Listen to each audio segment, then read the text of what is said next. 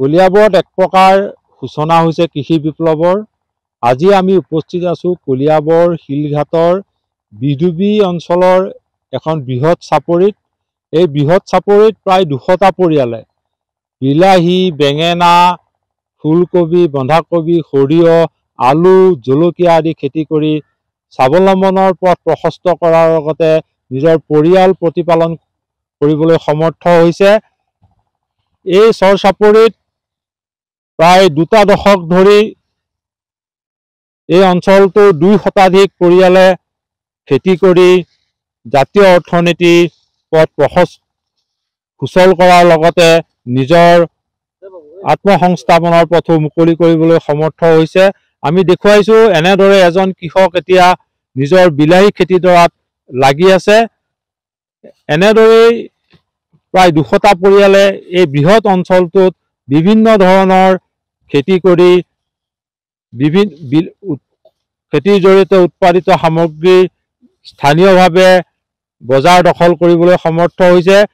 আমি এগৰাকী কৃষক আছে, দাদা আপোনাৰ পৰা জানিম এই অঞ্চলটোত কিমানগৰাকী কৃষকে খেতিত জড়িত হৈ আছে? ইয়াত খেতিত আপোনাৰ মোটামুটি 200-250 মানুহ ইয়াত আমাৰ খেতি বাতি কৰি চলি আছে। এখন চৰ চাপৰি হয়, এইটো শিলঘাটৰ হয়, শিলঘাট চৰ চাপৰি।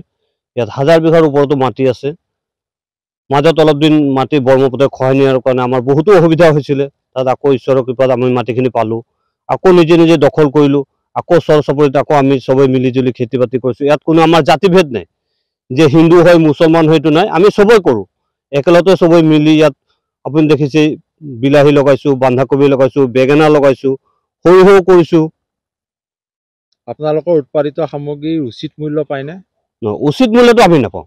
এতিয়া যি বস্তুৰ দাম, এতিয়া আমি বিলাহী কালি নিছোঁ 28 টকা 29 টকা বিলাহী চুলুং বজাৰত বিক্ৰী হয়। আমিতো খাৰপেটত চুলুং বজাৰত নিব লাগে, চুলুং বজাৰত 28 টকা 29 টকা 30 টকা তাৰ পৰা দাম নহয়। আমাৰ ইয়াত যি সাৰৰ দাম, এটা এই কামলা লগাব লাগে, এটা কামলাৰ দাম 500-600 টকা। তেল পানী দিব লাগে, পানীৰ এতিয়া ডিজেলৰ দাম কিমান চাওক, 1 লিটাৰ ডিজেলৰ দাম 100 টকা। আমি ডিজেল দি কেনেকৈ পানী দিম, কি কৰিম? চৰকাৰক তাৰ পৰা আমি অনুৰোধ কৰিছোঁ যে আমাৰ বস্তু চব অলপ দাম কমাওক। আমি তাৰ পৰা আমিও চলোঁ, আমাৰ লগতো 7-8জন আমাৰ মানুহ থাকে লগত।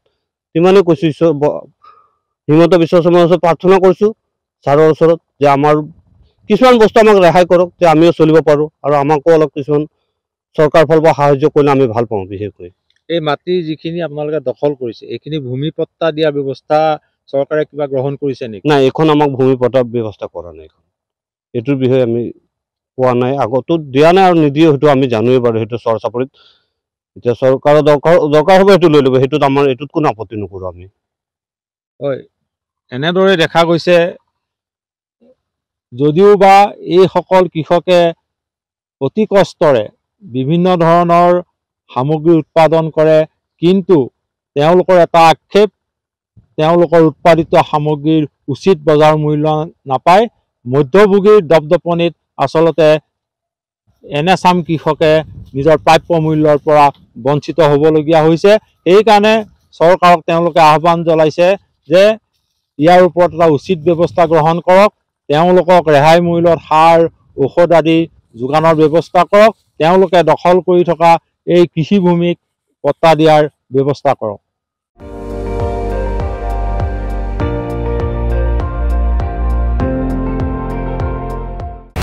আপুনি চাই আছে ND24, সৰ্বশ্ৰেষ্ঠ নহয় সৰ্বোত্তমৰ দৌৰ।